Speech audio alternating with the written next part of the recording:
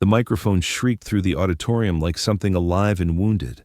300 employees flinched at the sound, their conversations collapsing into silence as every head turned toward the stage. I didn't need to look up to know what was coming. After 21 years inside corporate boardrooms, you develop a sixth sense for public executions. Elliot Graves stood behind the podium. Tailored suit, polished smile, the kind of confidence that only comes from inheriting power rather than earning it.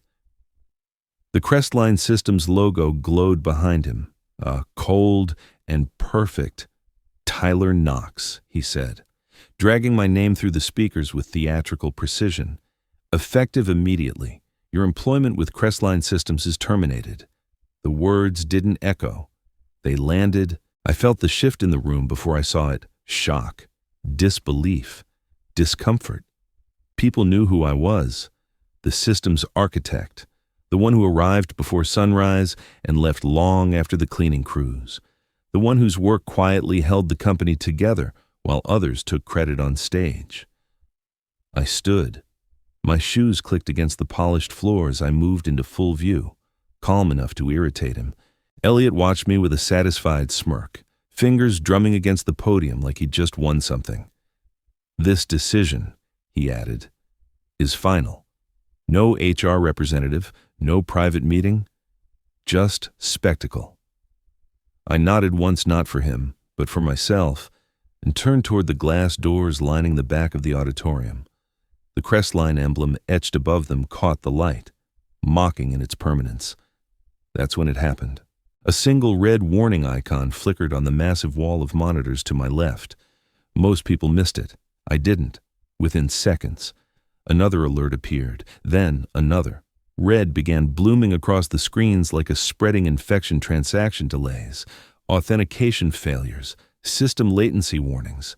Minor glitch, Elliot said quickly, waving a dismissive hand. It will handle it. The lead technician froze at his console. Sir, these aren't random errors. Before Elliot could respond, the screens went black. The room held its breath. Then every monitor lit up at once, flashing the same message in stark red text, primary key not found. The silence shattered into panic. Phones vibrated. Executives stood. Someone whispered. What does that mean? I stopped at the doors and turned back, watching calmly as the first alarm began to blare, loud, relentless. That was only the beginning. As the year winds down, I'm curious, what plans are you carrying into these final weeks? I hope you get to finish the ones that matter most, even if they changed along the way. Tell me where you're listening from, and if this story resonates, consider subscribing. It truly helps keep stories like this alive. Because what happened next inside that building wasn't chaos. It was consequence. The alarms didn't stop. They layered over each other, fire alerts, system warnings, security chimes until the auditorium sounded like a ship taking on water. 300 people were suddenly on their feet, phones out, voices colliding in sharp, nervous bursts. Elliot Graves was no longer smiling. What is happening? He demanded, stepping away from the podium.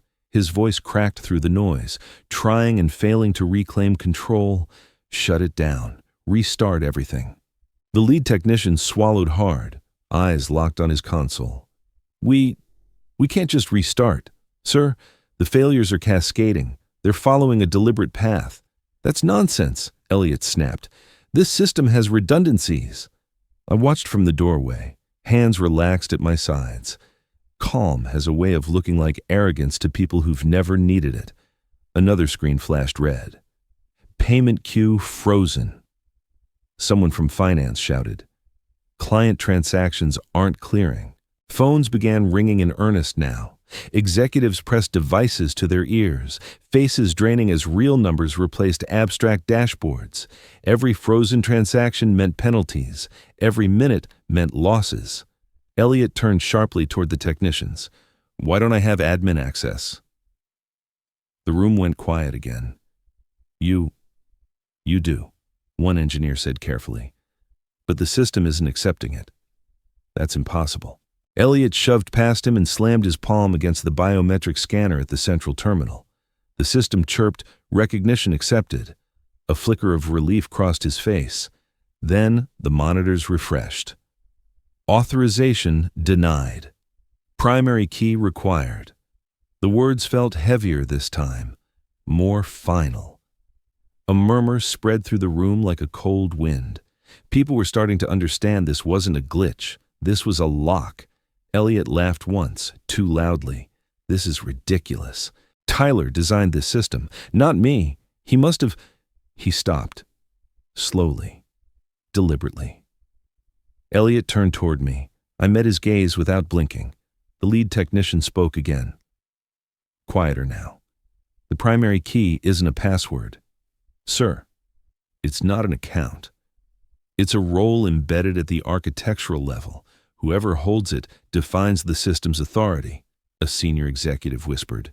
You mean ownership before anyone could answer? A new alert exploded across the screens. External client alert. Service unavailable. That's when the doors at the side of the auditorium slammed open. Marcus Hale, the founder and majority shareholder of Crestline Systems, strode in with the force of someone used to obedience. His silver hair was immaculate. His eyes were not. What did you do? He demanded, scanning the chaos. Elliot straightened. It's a temporary failure. Tyler's system worked flawlessly for 20 years. Marcus cut in. His gaze finally landed on me. Something unreadable passed over his face. Until today. The alarms wailed louder, as if agreeing. Marcus's phone rang. He answered it, listened, then closed his eyes briefly as if steadying himself. We're bleeding $500,000 a minute, he said quietly. The words settled like ash. I turned back toward the doors. Behind me. Crestline Systems was learning a painful lesson. Firing the architect doesn't remove the architecture. Sometimes. It activates it. I didn't leave the building. That alone unsettled them. People expect someone who's just been fired to disappear elevators, parking garages, silence. I stayed near the glass wall at the back of the auditorium, still enough to be ignored, close enough to hear everything. Years of designing large systems teaches you one thing early when something breaks. The most important information doesn't come from the noise. It comes from who starts whispering. Marcus Hale moved fast. Faster than his age suggested. Founder instinct kicking in, barking orders, pulling executives aside, demanding explanations no one could give him. Why is the settlement queue frozen? Why are clients timing out? Why can't legal reach the banks? No one answered the last question because the issue wasn't outside Crestline. It was inside its bones. The lead engineer, the same one I'd trained years ago when he still triple-checked every deployment, cleared his throat. Sir, the system isn't failing. Marcus turned sharply. Then what is it doing? It's isolating, the engineer said. Reducing exposure, rejecting commands it doesn't recognize as authoritative. Elliot laughed. Too loud, too fast. That's ridiculous. Software doesn't decide who it trusts. I shifted my weight slightly, just enough for Marcus to notice me again. Phones kept ringing, not complaints anymore, alerts. Penalties, regulatory warnings. Missed settlement windows don't come with patience. Marcus walked toward me, lowering his voice. Tyler. We need you to help fix this. Help, not apologize, not negotiate, just help. I don't work here anymore, I said calmly. The sentence hit harder than the alarms. Elliot stepped in. This is sabotage. No, the engineer said before stopping himself. The room went still. This is how the system was designed. Marcus turned. Explain. The core architecture has a single origin authority. The engineer continued carefully. Not for control, for accountability. The system won't accept governance. It can't trace back to its creator. Marcus's jaw tightened. You're saying it knows who built it. I'm saying it knows who it answers to. Elliot shook his head. That's impossible. He signed everything. I spoke without raising my voice. I signed operational licenses, deployment rights, usage permissions. And the core Marcus asked, I retained authorship. I said, Because your legal team called it non-material. That's when he remembered. The early days, the rushed documents, the clause buried in the original architecture agreement written before Crestline had lawyers who understood what they were reading. Elliot took a step back, color draining from his face. "So you shut us down, I was terminated." I replied. The system adjusted. The monitors refreshed. System state protected, mode. Active Marcus exhaled slowly. What does it need to unlock? I looked around the room at leadership stripped of certainty, at a company realizing its foundation had never been owned. "It doesn't need anything," I said. "It's doing exactly what it was built to do." "And how do we reverse it?" he asked. I met his eyes. "You don't. You live with it." Then I turned toward the exit, behind me. Crestline Systems wasn't collapsing. It was learning what happens when you fire the one thing your system was designed to trust. "You're tracking very well. Hold on a few more seconds. This part is for the observant." I reached the hallway before the shouting started. Behind the auditorium doors, voices rose and fell in sharp waves, panic wrapped in authority, authority unraveling into blame. The alarms kept screaming, but now they felt secondary, like background noise to something more dangerous realization. Crestline had been built on an assumption. That assumption was me. I walked slowly, not because I was savoring anything, but because rushing would have felt dishonest. 21 years deserves a proper exit. The hallway lights hummed softly overhead. Framed magazine covers lined the walls. Innovation Leader of the Year. Top 50 tech visionaries. None of them had my name on them. I'd never cared. Until now. My phone vibrated for the first time since the firing. Then again, and again. Messages stacked up without being opened. Directors, senior VPs, a board liaison whose number I didn't even have saved. They weren't asking what happened. They were asking what now. I ignored all of it, at the end of the hallway. A junior analyst stood frozen near the elevators, clutching a tablet like a shield. She looked at me with wide eyes. "They're saying transactions are failing nationwide," she whispered. Is it really that bad?" I considered lying. "It's worse," I said gently. She nodded once, like someone filing away a lesson they'd remember for the rest of their career. The elevator doors opened. I stepped inside alone as the doors slid shut. My phone rang again this time, a name I hadn't seen in years. Marcus Hale. I let it ring. The elevator descended smoothly. Indifferent to the chaos above it, floors ticked by in quiet sequence. Somewhere on level 17, a legal team was discovering how little leverage they actually had. On 12, finance was recalculating forecasts that no longer mattered. On 5, it was learning the difference between access and authority. The lobby was crowded when I arrived. Security guards stood rigid. Employees whispered in clusters. The massive Crestline logo loomed above the reception desk. Unchanged, unaware. A building always looks most confident right before it loses relevance. I walked past the turnstiles without stopping. "Mr. Knox," someone called behind me. "Tyler." Wait. I didn't. Outside. The air was colder than I expected. Clean. Honest. The kind of air you only notice after being inside too long. Behind me. Sirens wailed, not emergency services, just automated alerts spilling into the city as systems failed and backups proved meaningless without the original authority. I checked my phone once more. 43 missed calls. I powered it off. Crestline would survive, or it wouldn't. That part was no longer mine to solve. What was mine was the silence that followed the kind you earn, not the kind that's forced on you. And for the first time in decades, the silence didn't feel empty. It felt expensive. I walked 3 blocks before I turned my phone back on. It vibrated instantly, as if it had been holding its breath. Notifications flooded the screen, voicemails stacked like fallen dominoes, texts marked urgent, time-sensitive, board level. I didn't open any of them. You can learn a lot about people by what they say when they think you owe them something. The city moved around me, unbothered. Lunch crowds spilled out of cafes. A busker tuned his guitar.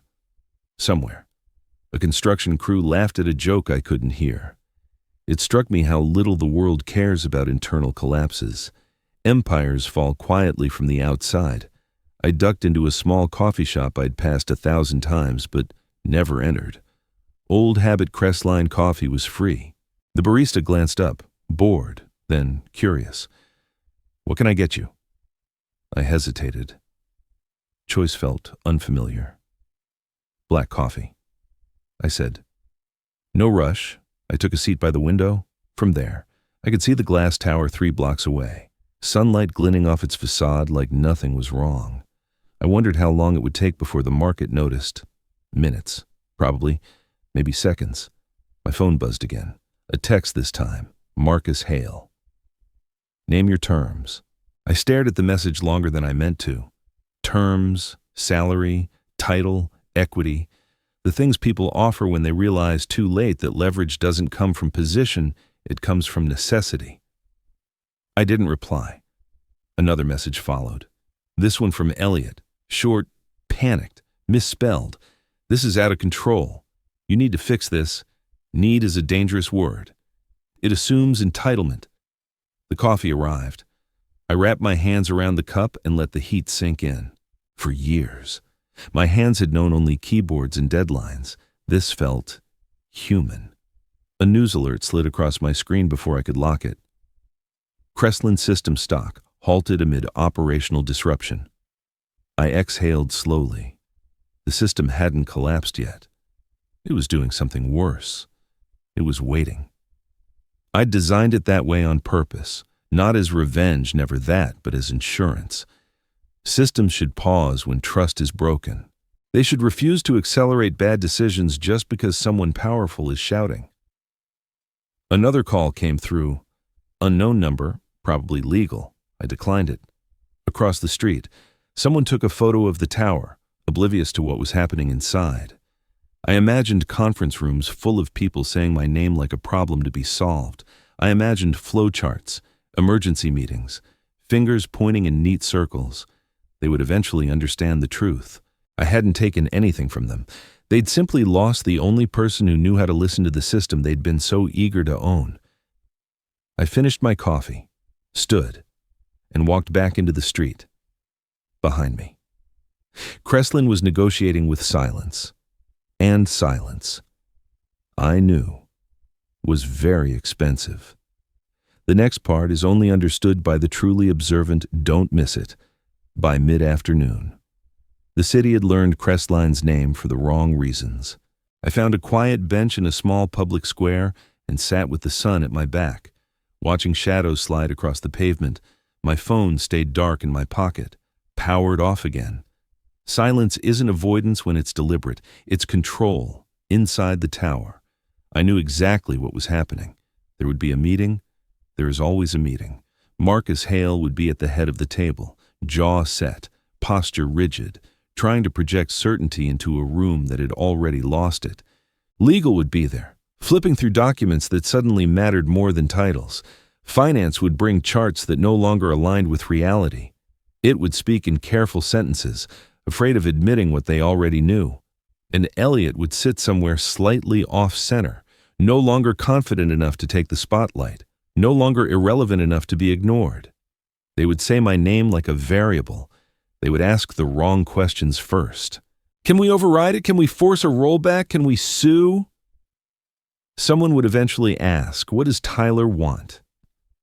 That question would hang in the air longer than the rest, because wanting implies motivation, revenge, greed, ego, things they understood how to negotiate with.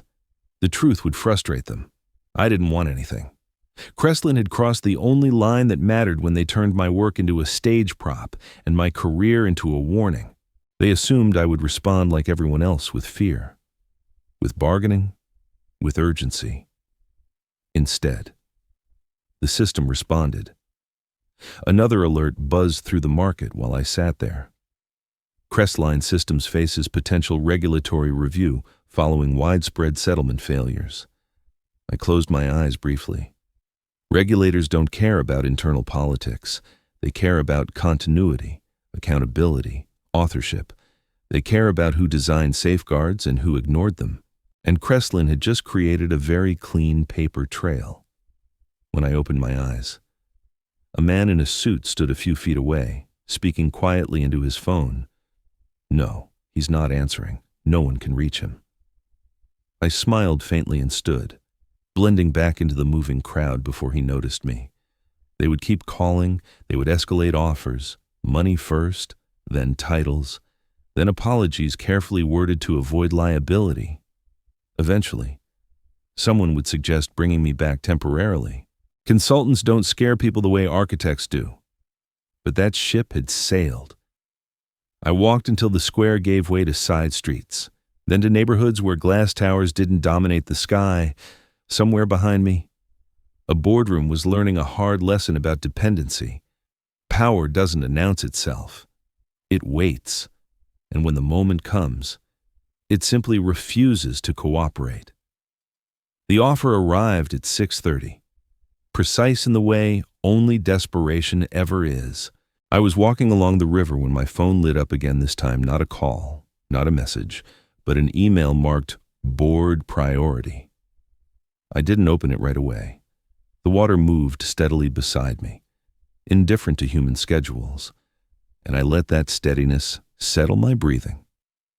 When I finally read it, the language was flawless, respectful, measured, carefully vetted by 3 different legal teams. They offered reinstatement, a new title, Chief System Steward, full autonomy, a compensation package large enough to make headlines if it leaked, equity, a public statement acknowledging my foundational contributions, no apology. Apologies admit fault. Fault creates exposure. I stopped walking and leaned on the railing, watching sunlight fracture on the surface of the river, 21 years earlier. An offer like this would have felt like victory, proof that the nights, the sacrifices, the silence had been worth it. But timing changes meaning. Another message followed, this one from Marcus himself, short, unfiltered. We made a mistake. Help us stabilize, then we can talk about the future. Stabilize, as if the system were a shaken glass that needed a steady hand, not a structure that had finally done exactly what it was designed to do. I typed a response, deleted it, typed another, deleted that too. What I wanted to say wouldn't fit inside professional language. Crestline didn't need stabilization, it needed consequence. The problem with late offers is that they reveal the truth too clearly. They're not about reconciliation, they're about damage control, about restoring the illusion that power still flows in familiar directions. My phone buzzed again. Legal counsel. We believe there may be room for a mutually beneficial resolution. Mutually beneficial. I smiled once, then locked the phone. The river carried on, unconcerned, somewhere upstream. Something had fallen in, downstream. No one would ever know. That's how systems work. I'd built Crestline to be resilient, not obedient, to pause instead of panic, to refuse bad authority even when it wore a good suit. And now, the company was discovering that resilience without humility feels like betrayal. They would survive the week, maybe even the month. Markets adapt, clients forget. But the internal damage, the quiet understanding that the foundation was never truly theirs, that would linger. I turned away from the water and headed back toward the city streets. I wasn't angry. Anger wants witnesses. What I felt was simpler and far more dangerous. I was done. And Crestline was finally starting to understand what that meant. The audit didn't begin with an announcement. It never does. I learned about it from a news alert that slipped between weather updates and market summaries while I was eating dinner alone in a quiet neighborhood restaurant. The headline was careful, almost polite. Federal regulators request preliminary documentation from Crestline Systems following settlement disruptions. Preliminary, request, documentation, words chosen to avoid panic yet capable of causing it. I set my phone face down and finished my meal slowly. Systems collapse loudly. Investigations move in silence, inside Crestline. This would have changed the tone instantly. Emergency meetings replaced by controlled whispers. Legal teams shifting from defense to preservation. Emails marked "Do Not Forward." Suddenly, nobody wanted to be the last person who'd signed anything. The audit wasn't about blame yet. It was about understanding. Who designed the safeguards, who approved the overrides, who dismissed the warnings, and most importantly, who removed the architect.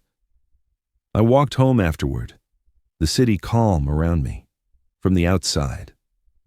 Crestline's tower still glowed like confidence made of glass, but inside, something fragile had cracked certainty. My phone buzzed again. A voicemail this time. Marcus Hale. I didn't listen to it. Not yet. Auditors don't care about personalities. They care about documentation, timelines, authorship.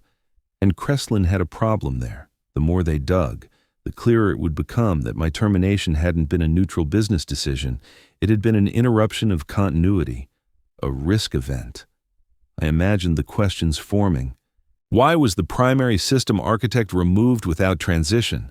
Why were safeguards bypassed for executive convenience? Why were warnings logged and ignored? Those questions don't have comforting answers. Later that night, I finally played Marcus's message. His voice was different. No authority, no negotiation, just strain. They're asking for original architecture records, he said. From the early years, documents we don't have copies of. I paused the message there. Of course they didn't. Those files predated Crestline's polished compliance era, back when things were built by people, not committees, back when authorship still mattered. The originals were mine, not hidden, not encrypted, just never transferred, because no one had ever asked, and I'd never volunteered. I deleted the voicemail and powered my phone off again. Outside my window, traffic moved steadily. Somewhere downtown, a board was realizing that its greatest risk wasn't system failure. It was institutional memory walking away.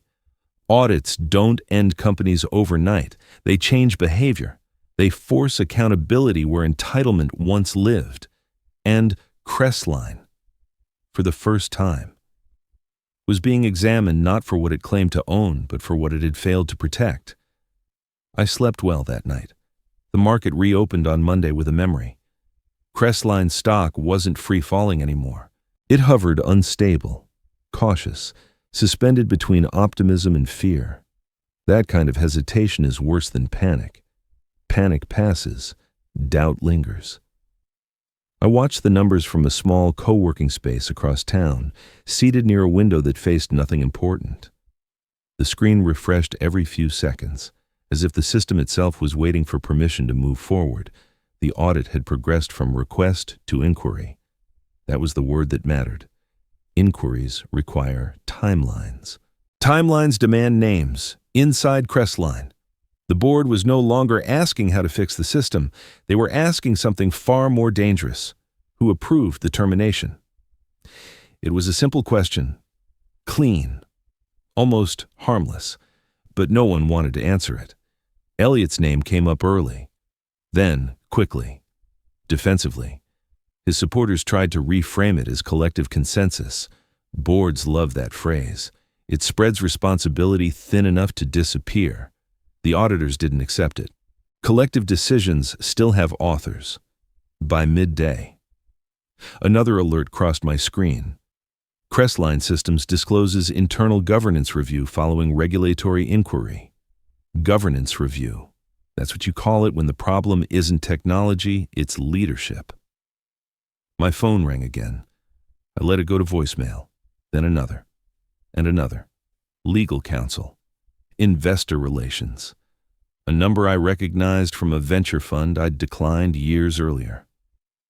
The message from Marcus came last. We need to know, he said, voice low and controlled, whether you're willing to testify. Testify. That was the word that changed everything. I leaned back in my chair and stared at the ceiling for a long moment. Testimony isn't revenge. It's record. It doesn't accuse. It documents. I'd spent years making systems that told the truth when people wouldn't. Now they were asking me to do the same. I didn't call him back. Instead, I opened a folder on my laptop that I hadn't touched in a long time. Original architecture drafts, change logs, emails flagged for risk acknowledged, memos that ended with phrases like, approved verbally and will revisit later. The story was already written. They just hadn't read it. Outside, someone laughed. A coffee grinder roared.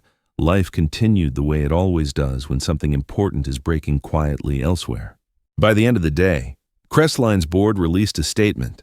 The company is reviewing executive conduct related to recent operational decisions. Conduct. That word pointed inward. I closed the folder without sending anything. Not yet. There are moments when truth becomes inevitable, when timing stops being a choice and becomes a responsibility. Crestline had reached that moment, and soon. They'd have to answer the only question that mattered, not why the system failed, but who decided it didn't matter who built it. The hearing room was smaller than I expected. No dramatic lighting, no raised voices, just a long table, a digital recorder, and a quiet insistence on accuracy. I took my seat, placed my hands flat on the surface, and answered questions the way I'd written systems for decades precisely. Without ornament, dates, decisions, sign-offs, no opinions. When they asked about my termination, I didn't speculate. I stated the time, the setting, the lack of transition, the absence of contingency planning. When they asked about the architecture, I explained authorship, safeguards, intent. The system didn't punish anyone. It simply refused to proceed without trust. That distinction mattered. Outside the room, Crestline's future was being negotiated in parallel. By the end of the week, Elliot Graves resigned to pursue other opportunities. The phrase meant what it always does. 2 board members followed. Marcus Hale remained, older somehow, quieter. The market responded the way markets do, slowly at first, then all at once. Clients returned under revised contracts. Regulators closed their inquiry with recommendations instead of penalties. Crestline survived. It would never be the same. I didn't return. I never intended to. Weeks later, I stood in a modest office with no logo on the wall and a whiteboard that hadn't yet learned to intimidate anyone. A small team waited engineers who asked questions before offering solutions. People who understood that ownership begins at creation, not at the podium. We built carefully, no spectacle, no shortcuts, no assumption that silence equals consent. Sometimes, late in the evening, my phone still lights up with messages from numbers I don't recognize. I don't answer them, not out of spite, out of clarity. There's a difference. What Crestline lost wasn't a system. It was the habit of listening. And what I gained wasn't revenge or vindication. It was alignment. The quiet confidence that comes from knowing the work will stand even if you don't. That when authority fails, structure endures. That some things, when designed with care, will choose integrity over convenience every time. I shut down my laptop, turned off the lights, and stepped outside. The city moved on, so did I. I didn't walk away from that building feeling powerful. I walked away feeling quiet. And that quiet taught me something I wish I'd learned sooner. Your value is never proven at the moment you're praised. It's revealed the moment you're removed. For years, I thought loyalty meant endurance, that staying silent and reliable was enough. But systems, companies, even people, they don't always reward what they depend on. Sometimes, they only notice it when it's gone. What stayed with me wasn't the collapse, or the calls, or the offers that came too late. It was the realization that dignity isn't about winning loudly. It's about knowing when not to beg, not to argue, not to explain yourself to people who already chose not to listen. Real strength can look like walking away without slamming the door, because you know the foundation is already shifting. If you've ever felt invisible at work, overlooked, or quietly carrying more than anyone realizes. This story is for you. I'd genuinely love to know where are you listening from right now if this story resonated with you. Leave a comment and share what part hit closest to home. A simple like helps more than you think, and if you enjoy thoughtful stories like this, consider subscribing. We're building a space for stories that stay with you long after the noise fades.